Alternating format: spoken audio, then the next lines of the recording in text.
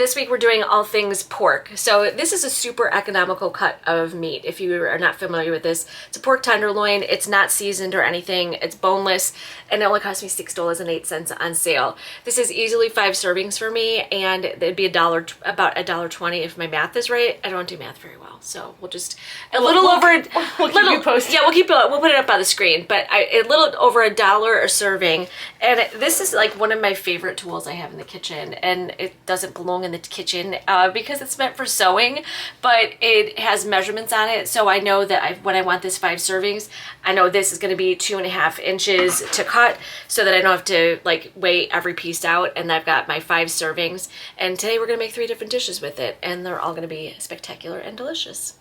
And delicious, because I just like to say delicious. And delicious. The easiest way to support us is by subscribing to our channel and liking and commenting on our videos. Also, please go ahead and give us a follow on other platforms, as we'd love to share other recipes with you. Now let's get into the video. It is at this moment she realized her downfall. Yeah, like don't cut through the plastic, or at least get better knives. I need to get better knives because these are all like crazy.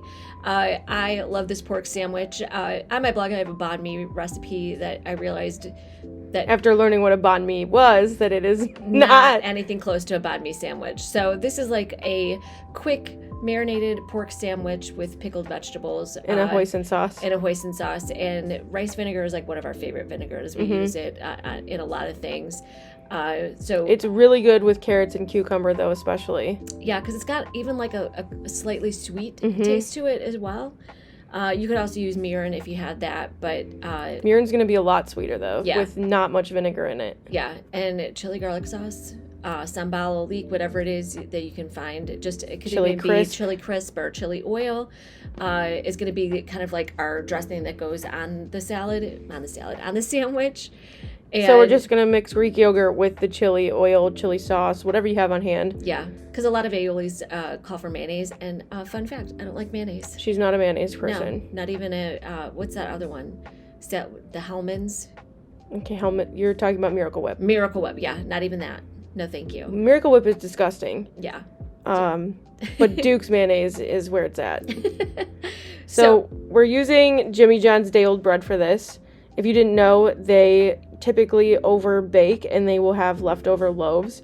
You can go in and it's 99 cents? Yeah, 99 cents. 49 cents too, it depends. I go to the same location, sometimes it's 49 cents, sometimes it's 99 cents. But it tastes just as good, but you do want to put it in a Ziploc bag the day you bring it home, because it will be hard as a rock if you leave it in that paper till the next day. So she just sliced the pork super thin, cooked that in like literally a couple minutes in the skillet with the hoisin sauce, and she's just building it right here. So we have that sriracha-ish fake mayo with the Greek yogurt on the bread, and then layered everything else on top, and then dressed it with the remaining juices from the pan. Like, my mouth is watering just thinking about that sandwich again, because it was so good. The pork is super tender because we did it so thin. Oh my god. It's messy, but it's delicious. What are the flavors? This is a hoisin pork sandwich with pickled vegetables on Jimmy John's day-old bread, and it's spectacular.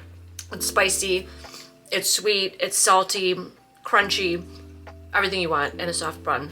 So good.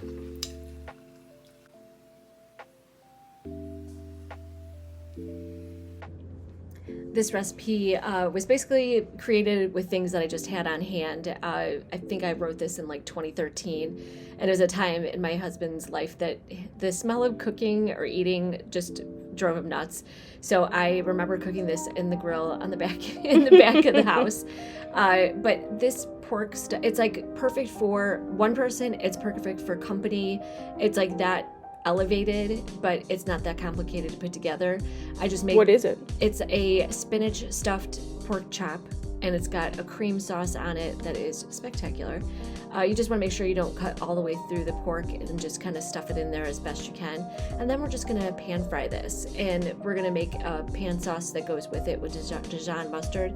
We love that bouillon. It does need to be refrigerated after you open it, but I just think it tastes better. Although we do like Knorr too. Depends on the application. But then when we add the brightness of the lemon and the lemon zest, it just all comes together. The sauce is so good, and you can just cheat by getting packaged mashed potatoes from the grocery store and a quick sear of zucchini. I just want to take a swim in this honey mustard pan sauce. It is salty, it's sweet, it's got that tang from the vinegar of the Dijon mustard, and then I've got the creaminess of the stuffed spinach in the inside of this pork chop. It's incredible. And you get a little bit of every texture with the zucchini too, and the creamy mashed potatoes. You got a good sear on the pork. This is company worthy, but you can make this on a weeknight too. Next up. Yeah, this is a recipe that is also company worthy. It's pork chops in a mushroom pan sauce. Fun fact, I didn't even start eating mushrooms till about 8 years ago, I want to say. And I had them at a restaurant, a chef event I went to, and they passed it around family style, and I was just like, I have to put a couple on my plate just to not be rude. And I cut into one and tasted it, and I was like, wait, what? It was spectacular. Actually, Hannah makes the best teriyaki mushrooms ever. I didn't like mushrooms either, though, but it definitely depends on how you make them. I like mine a little bit crispier. Yes. And like when they have a little sear. Yeah, same. Like that. And that's, yeah, she did a really good job making those super golden. Oh my God, thank you. And just a little bit of cornstarch is going to thicken this up, and then you're going to nestle the pork chops back in to finish the cooking. But literally, I think this is like a 15-minute meal because the pork chops are so thin. And then it kind of soaks up more of the sauce, and you get that nice kind of separation. You see all the flavors there. I am obsessed with this pan sauce. So I love getting inspiration from other creators, and so I adapted a recipe from Eating Well 101. Their original recipe had 1.5 cups of heavy cream in it. I would love to eat that, but it's 60 Weight Watcher points, so my version has chicken broth and a couple tablespoons of light table cream, and you won't miss the heavy cream because the sauce is luscious, it's rich, and it just feels decadent. Like, feels like this should be 1,000 points, but it's not. And if you love mushrooms, you're gonna love this one even better. I'm obsessed. And then with the mashed potatoes, stop. This one is gonna be a hit. I hope these 3 pork dishes give you inspiration in your kitchen.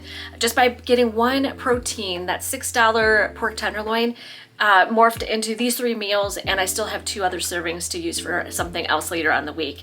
So if you want to see more recipes like this, please give us a like, subscribe, so we can give you more fantastic recipes like this one. We'll see you next time.